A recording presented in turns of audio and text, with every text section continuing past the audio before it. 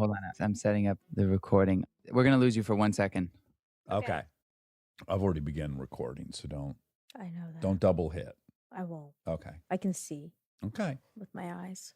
Wow, I'm shocked by that, to be honest with you. I was about to say you have good eyes, but you don't. You have terrible I eyes. do, but I can see a bright red light that's Which is not to very say close that to me. they're not aesthetically pleasing. They just are not functional. Well, maybe you can only have one or the other. What are you saying? That I can't see? Uh-huh. If you had to pick whether your eyes were Aesthetic. pretty or...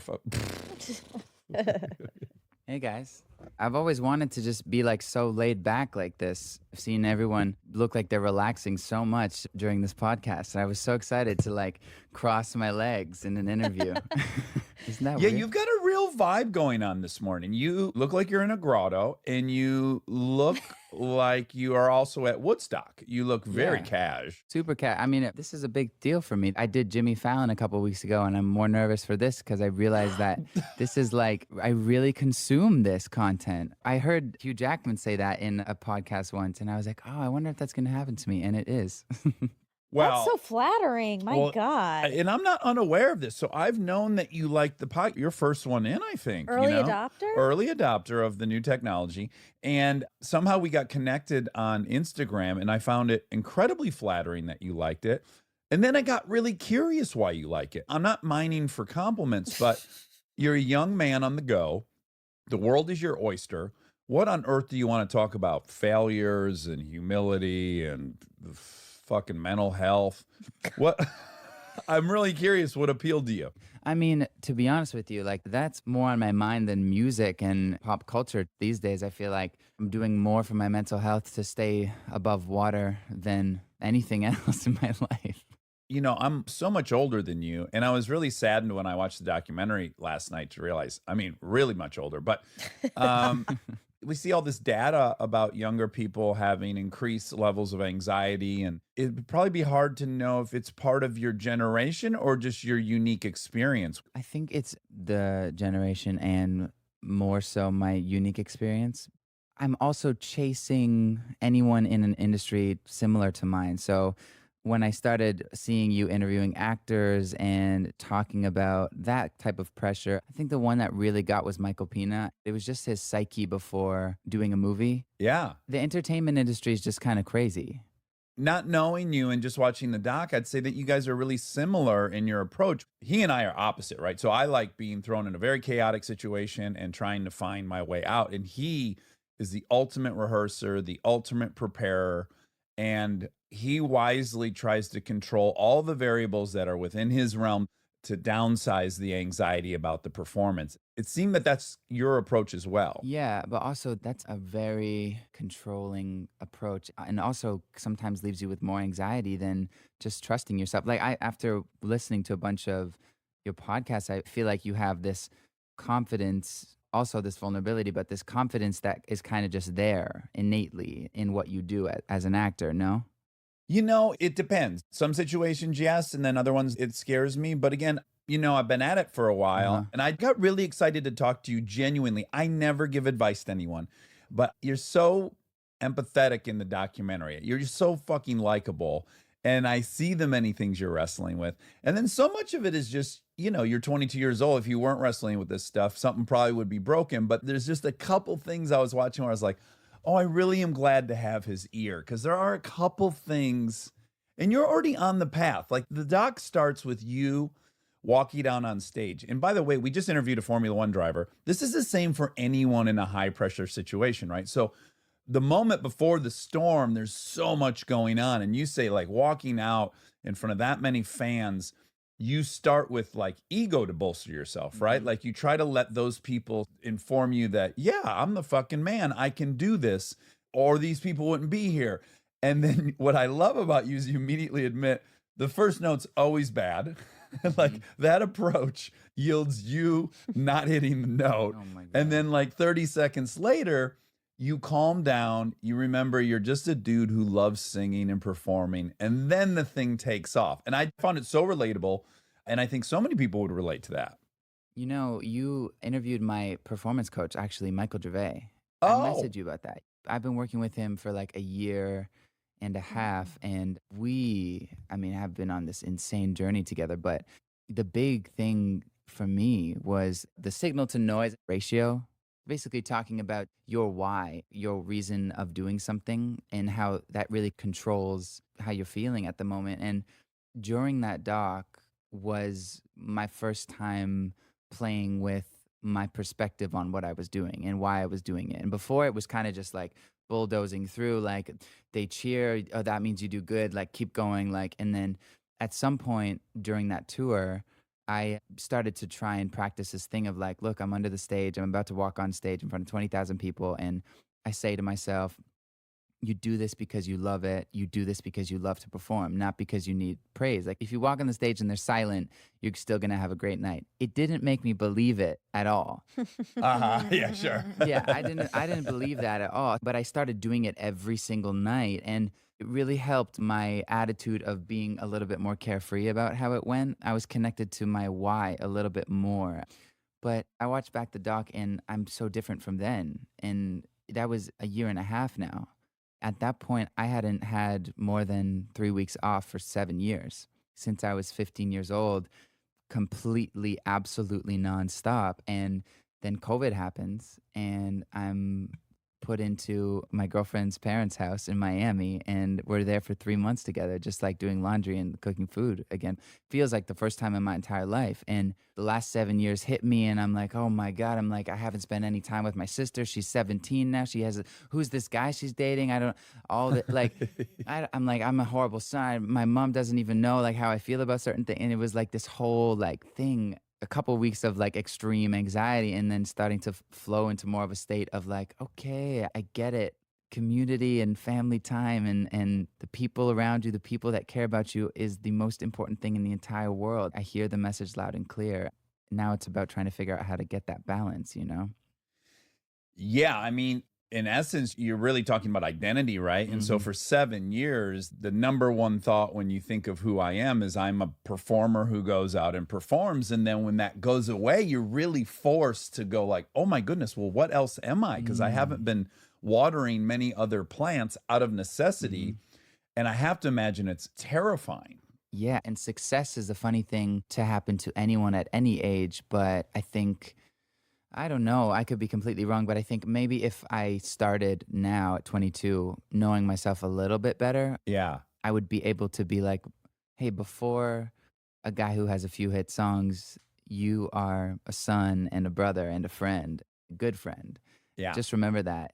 Oh, for sure. Between 14 and 22 is when you like, I don't know, for me, I was going to be Jack Kerouac, and I tried that for 6 months, and I was like, oh, this is fun, but it's lonely. I don't think I want to be Jack Kerouac. Then I was like, oh, I'm really undereducated. I should go to college. Yeah. You know, I'm at college. Oh, I'm a Harley guy. I own a Harley. I'm going to join the Hells Angels. I mean, I had 23 pursuits before I ever had any success.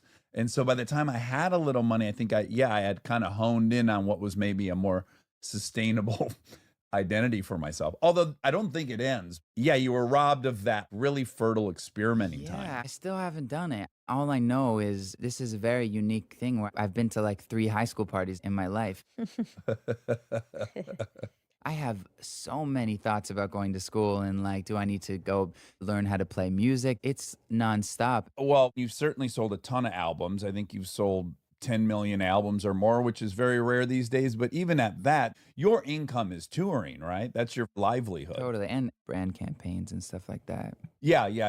So there's got to be fear at the beginning of it. Also, maybe then some guilt that, oh my God, I'm really grateful for this. That's certainly what I've had, which is like, oh my God, I've been with my kids in this crazy amount of time for the last year that would have never happened without this. So I have all this gratitude, and then I have guilt about having gratitude. Isn't it weird, like, how real relativity is? Our own experience is all we can ever know.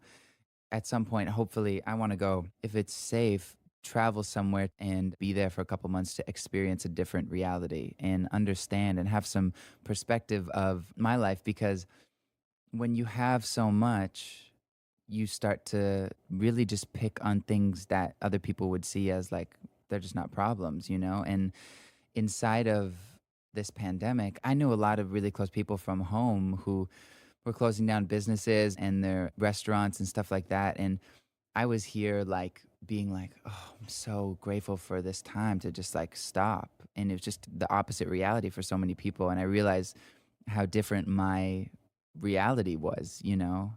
Yeah, but I think that's a really easy path to start feeling guilty. Look, everyone has problems, and there's a saying in AA, like if you put all your problems today in a box, if you were able to do that and you threw the box in the trash, in 2 days, do you think the box would be full again?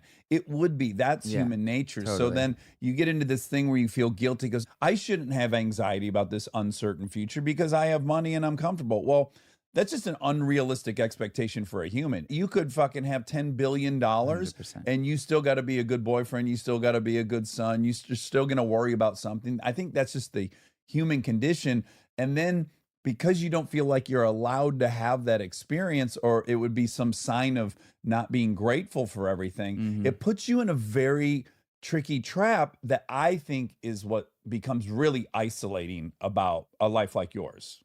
Absolutely. And I mean, you can feel like the complex of like, I don't deserve this and like go down that guilt thing forever and ever and ever. But then you just have to find a place of like, well, this is it. This is what I have and this is my life. And there is amazing things I can do with it, ways I can push this voice and the platform that I have to really make a difference.